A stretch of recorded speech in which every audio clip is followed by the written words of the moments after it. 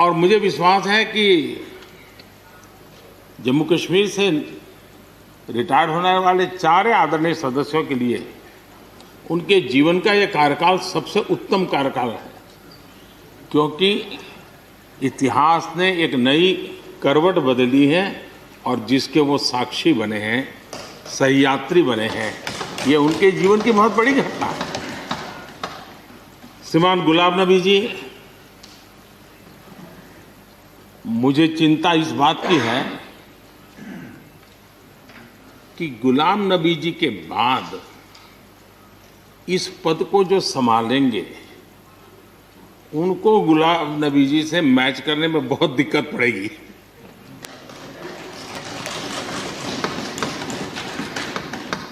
क्योंकि गुलाम नबी जी अपने दल की चिंता करते थे, लेकिन देश की और सदन की भी उतनी ही चिंता करते थे। ये छोटी बात नहीं है जी, ये बहुत बड़ी बात है। वरना अपोजिशन के लीडर के रूप में अपना दबदबा पैदा करना, ये सब मोह किसी को भी हो सकता है, लेकिन उन्होंने सदन से, मैं शरद पवार जी को भी इसी कैटेगरी में रखता हूं, वे सदन की और देश की चिंता को प्रायोरिटी देने वाले नेताओं में से रहे। गुलाम नबी जी ने बखूबी इस काम को निभाया है। मुझे याद है इस कोरोना काल में मैं एक फ्लोर लीडर्स की मीटिंग कर रहा था, तो उसी दिन गुलाम नबी जी का फोन आया। तो मोदी जी, ये तो ठीक है आप करते हैं, लेकिन आप एक काम कीजिए, सभी पार्टी लीडर्स की मीटिंग जरूर बुलाइए। मुझे अच्छा लगा कि उन्होंने पार्टी लीडर्स के साथ, सभी पार्टी अध्यक्षों के साथ बैठने का मुझे सुझाव दिया, और मैंने उस मीटिंग को किया भी। वो गुलाम नबी जी के सुझाव पर किया था। और मुझे कहने में, यानी इस प्रकार का संपर्क, और उसका मूल कारण है कि उनको दोनों तरफ का अनुभव रहा है, सत्ता दल का भी और विपक्ष का। 28 साल कार्यकाल, ये अपने आप में बहुत बड़ी बात होती है जी। बहुत साल पहले की बात है, शायद अटल जी की सरकार होगी, मुझे याद नहीं रहा। मैं यहाँ सदन में किसी काम से आया था, मैं तो तब राजनीति में नहीं था, ये इलेक्टोरल पॉलिटिक्स में नहीं था, मैं संगठन का काम करता था। तो मैं और गुलाम नबी जी ऐसे ही लॉबी में गप्पे मार रहे थे। अब जैसा पत्रकारों का स्वभाव रहता है, बराबर नजर लगाए बैठे थे कि ये दोनों का मेल कैसे हो सकता है। हम हंसी खुशी से बातें कर रहे थे, तो हम जैसे ही निकले तो पत्रकारों ने घेर लिया। गुलाम नबी जी ने बहुत बढ़िया जवाब दिया था। वो जवाब हम लोगों के लिए बहुत काम आने वाला है।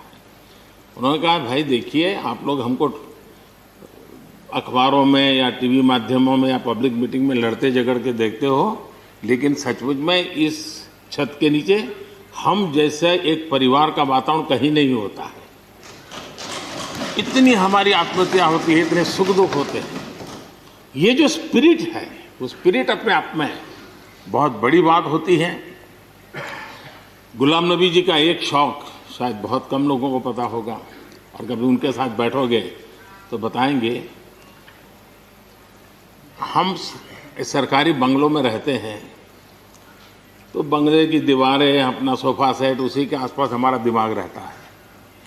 लेकिन गुलाम नबी जी ने उस बंगले में जो बगीचा बनाया है, यानी एक प्रकार से कश्मीर की घाटी की याद दिला दे, ऐसा बगीचा बनाया है। और इसका उनको गर्व भी है। वो समय देते हैं, नई नई चीजें जोड़ते हैं, और हर बार जब कंपटीशन होती है तो उनका बंगला नंबर 1 ले आता है। यानी अपने सरकारी जगह को भी कितने प्यार से संभालना, यानी बिल्कुल मन से उन्होंने इसको संभाला है।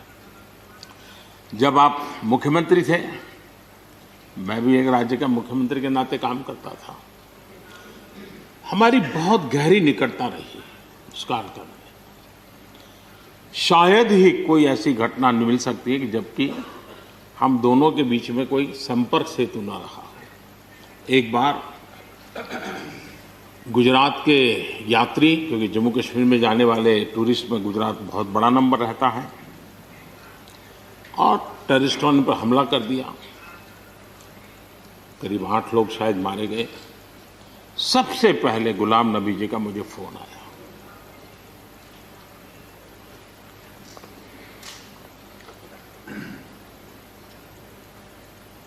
और वो फोन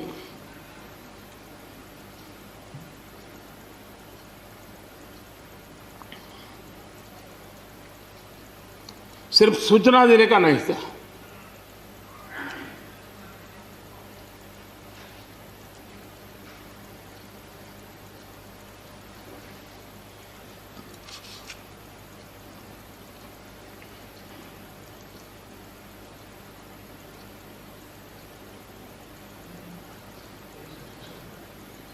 उनके आंसू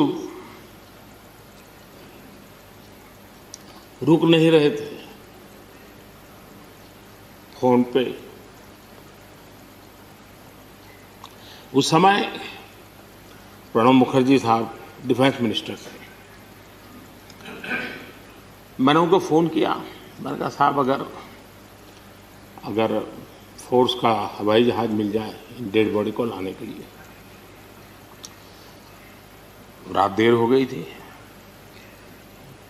प्रणब मुखर्जी साहब ने कहा आप चिंता मत कीजिए, मैं करता हूं व्यवस्था।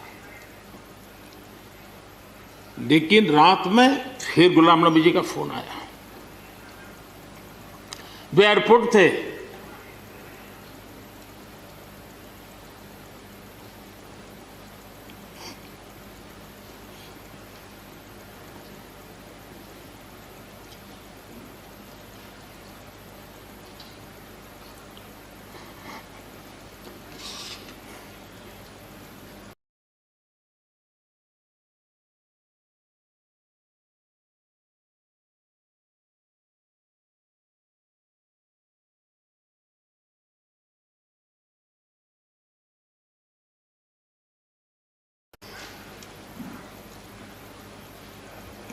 एयरपोर्ट से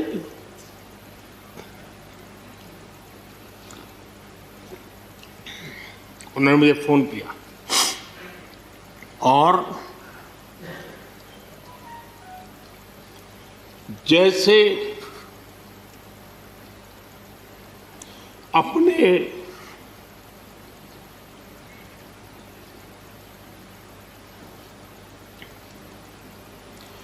परिवार के सदस्य की चिंता करें,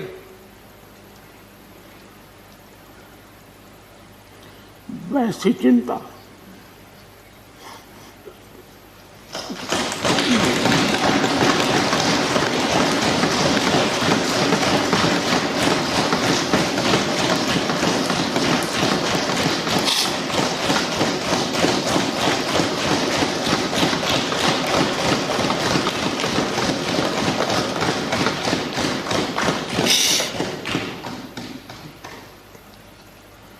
पद, सत्ता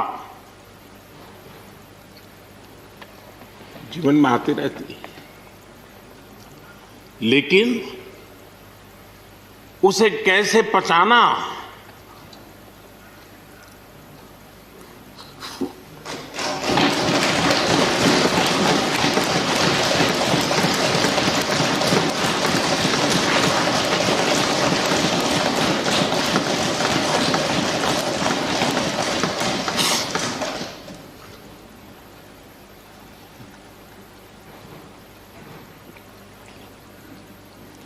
मेरे लिए बड़ा भावुक पल था।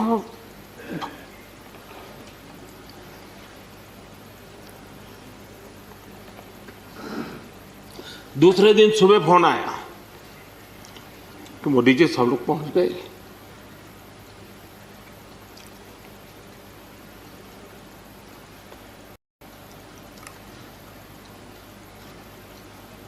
इसलिए एक मित्र के रूप में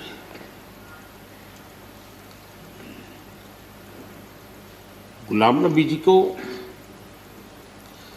घटना और अनुभव के आधार पर मैं आदर करता हूं।